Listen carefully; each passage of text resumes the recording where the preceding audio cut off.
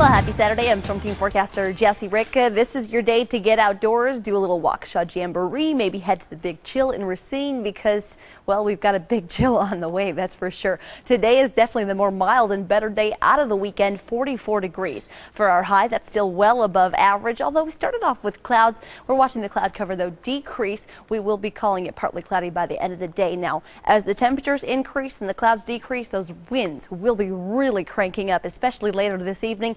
Starting at 5 o'clock, wind advisory goes into effect, and that stays until 3 o'clock on Sunday morning, which just tells you all of southeastern Wisconsin is going to be experiencing wind speeds between 20 and 30 miles an hour sustained. Could see some wind gusts topping 45 miles an hour, so make sure you have those trash barrels pretty much secured. Now it's going to be very cold as well as the winds kind of crank up. The reason behind that, well, the cold front that swings through. So the wind direction is going to change to a cold direction, pulling down the frigid, chilly temperatures from Canada. All that cold Arctic air will slide into our forecast as we go throughout the evening and overnight hours. Starting off tomorrow with temperatures inland in the single digits, at the lakefront closer to 10 degrees to start off Sunday morning. We'll call it partly cloudy, but this cold air that comes down, it's just going to sit on top of us for the next several days. The jet stream takes a huge dip to the south, which means the cold air is going to be pretty much trapped on top of us.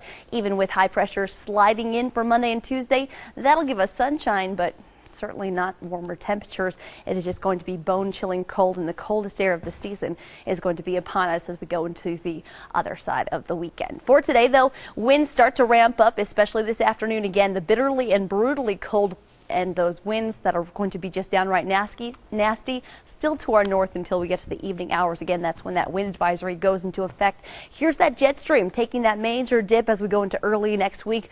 Yes, brutally downright cold, almost dangerously cold for some of us, especially in the overnight hours, Monday and into Tuesday. Get to that in just a bit, though. First, enjoy the today. Again, those winds increasing, but high of 44 degrees. Could see some wind gusts up to 30 miles an hour. Then this evening, when that wind advisory goes into effect, that's where those winds are going to be from. West-northwest, 20 to 30 miles an hour. Could see some gusts up to 45.